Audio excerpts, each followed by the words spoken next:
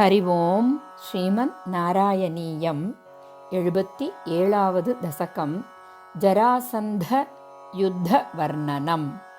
സൈരന്ധ്യാസ്തദനുചിരം സ്മരാതുരായ യാതോ ഭൂസു ലലിതം ഉദ്ധവേന സാർദ്ധം ആവാസം ത്വദുപഗമോത്സവം സദൈവ ധ്യായന്ത്യാഃ പ്രതിദിനവാസ സജ്ജികായാഃ.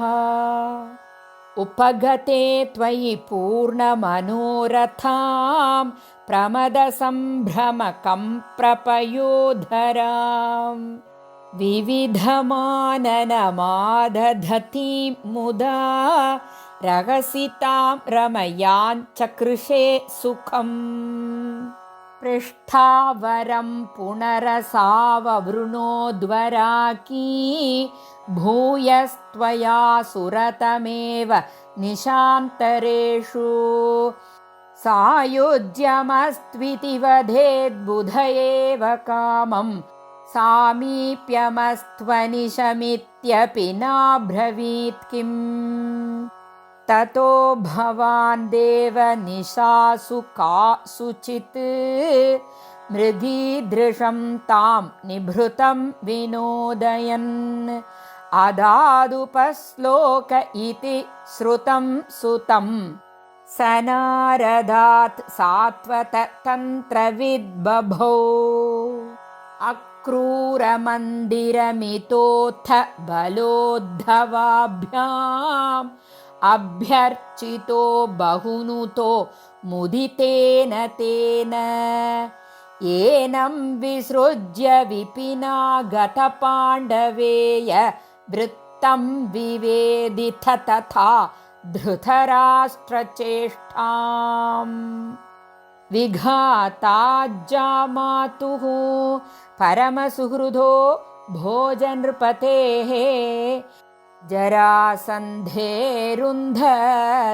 യനവധിരുഷാന്ധേത മഥുരാം.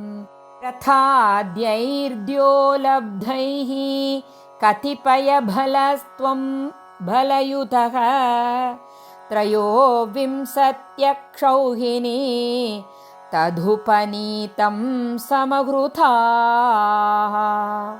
ബദ്ധം ബലാദഥ ബലേന ബലോത്തരം ത്വം ഭൂയോ ബലോദ്യമരസേന മുമോചിതൈനം നിശേഷ ദിഗ്ജയ സമാഹൃത വിശ്വസൈന്യാത് കോന്യസ്തതോ ഹി ബലപൗരുഷവാംസ്തദാനീം.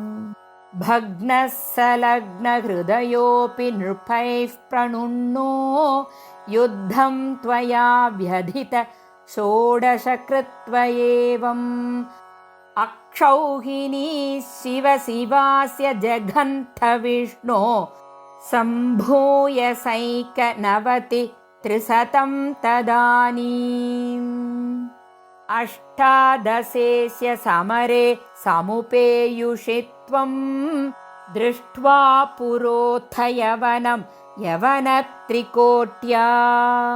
ത്വഷ്ട്രാവിധാപ്യ പുരമാസു പയോധി മധ്യേ തത്രാഥ യോഗബലതഃ സ്വജനാനനൈഷീഃ.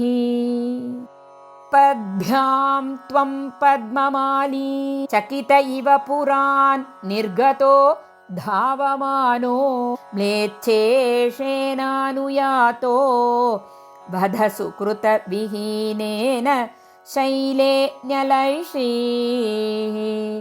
സുപ്തേനാഘ്രിയാഹതേന ധൃതമത മുസുകുന്ഥേന ഭസ്മീകൃതേസ്മിൻ ഭൂപായാസ്മൈ ഗുഹാന്തേ സുലലിതവപുഷാ തസ്തിഷേ ഭക്തിഭാജേ. ഐക്ഷ്വാകോഹം വിരക്തോസ്മി അഖില നൃപസുഖേ ത്വത്പ്രസാദൈകകാംക്ഷീ ഹാ ദേവേതി സ്തുവന്തം वरविततिषु तं निःस्पृहं वीक्ष्य हृष्यन् मुक्ते स्तुल्यां च भक्तिं धुतसखलमलं मोक्षमप्यासु दत्त्वा कार्यं हिंसा विशुद्ध्यै तप इति च तदा प्रार्थलोकप्रतीत्यै तदनु मथुरां गत्वा हत्वा च मूं यवनाहृतां मगधपतिना मार्गे सैन्यैः पुरेव निवारितः चरमविजयं दर्पयास्मै प्रधाय पलायितो जलति नगरीं यातो वातालयेश्वर पाहि माम्. ಶ್ರೀ ಗುರುವಾಯೂರಪ್ಪ ಚರಣೋ ಶರಣಂ. ಗೋಪಿಕಾ ಜೀವನ ಸ್ಮರಣಂ ಗೋವಿಂದ ಗೋವಿಂದ. ಶ್ರೀಹರಯೇ ನಮಃ ಶ್ರೀಹರಯೇ ನಮಃ ಶ್ರೀಹರಯೇ ನಮಃ.